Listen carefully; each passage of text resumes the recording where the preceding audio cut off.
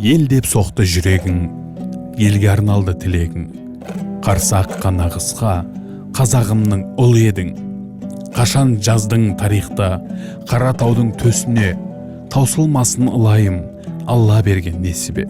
Мың жасаңыз тірлікте, қартаймайтын сезімдей, сол биікте тұра бер қара таудың өзіндей.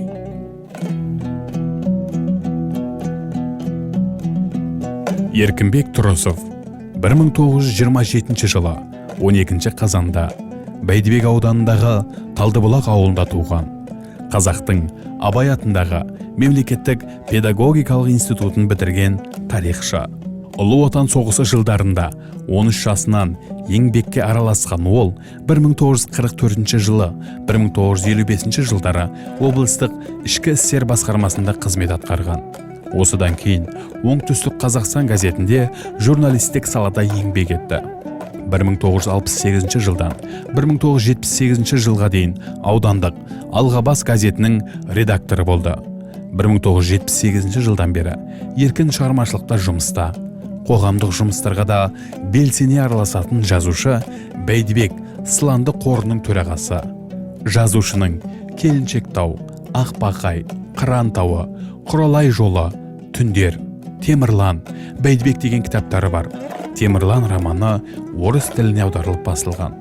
Ол Бәйдібек, Қош көгілдір керуен, Қайран сәкен, Кемеңгердің керуені, Нұржаудың нұрлы түндері, Алыста қалған, Досовтың соңғы күндері, Темір қазық, Бұлантыдағы ұлы күн, Талдының тұнық сулары, Тағдырдың сыйлығы, тағы басқа эссе, хикаяттардың авторы.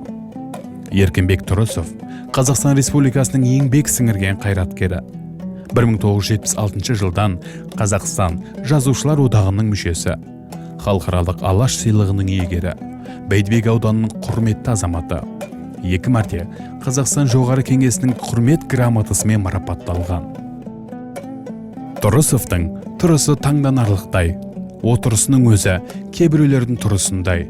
Әуезовтің өзі сонау 60 жылдардың алдында алтын құрсақты аймағымызға келгенде 30-дың ордасына іліне қоймаған қара торының көркемі тасқайрақтай ылдым-жылдым сынатпайтын сырғып, жас құлжадайын ырғып тұрған Тұрысовқа тәнті болған. Сапалы жаратылған жақсы ағамыз сол тұрысының, сол жүрісінен, сол сөйлесімен, сол күлкісінен танбастан 90-ның төбесіне шықты. Естелік иесі Мархабат Байғұт.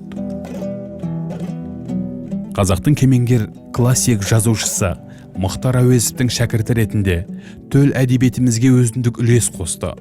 Оның Келіншек тау, Ақбақай, Қыран тауы, Құралай жолы, Түндер сазы, Темірлан романы, Бәйдібек, Шығыстың шың ұлдары, Қош көгілдір керуен, Қайран сәкен, Кемеңгерлердің керуені, Нұржаудың нұрлы түндері, Алыста қалған, Досовтың соңғы күндері, Замана перзенттері, Тұлпардың ізі, Мәңгілік сарын тәрізді әңгіме, эссе, хикаят, романдары қалың оқырманның сүйікті кітаптарына айналды. Алматыдағы Қазғұрт баспасынан автордың қос томдық шығармалар жинағы жарық көрді. Ұлы көш, тағы да басқа бір қатар драмалық дүниелерін көрермен қауым жылы қабылдады. Ерекең құрмет орденімен және бір қатар медальдармен марапатталған. Еркінбек ағаның жазған шығармалары қайсысы да өзінің туған жерінің табиғатын мөлдіретіп, әдемілеп келісті, келбетті, көркеметіп көрсете білгенінде. Сонда жұмыс жасап жүрген азаматтың қаһармандық ерлігін көрсете білуінде. Оның бер жағында елінің тарихын көзіміздің алдына келтіруі. Ол Бәйдібек бабадан бастап, Ақсақ Темірден бастап, туған жердің тарихын жеткізуі Ерекеңнің ұлы шеберлігі деп түсінемін. Естелік иесі Байдулла Қонысбеков. 2020 жылдың 2 қаңтарында Түркістан облысының жұртшылығы, зиялы қауымы орны толмас қазаға душар болды. 93 жасына қараған шағында Алаштың ақылман ақсақалы Тұрысов Еркінбек дүниеден озды.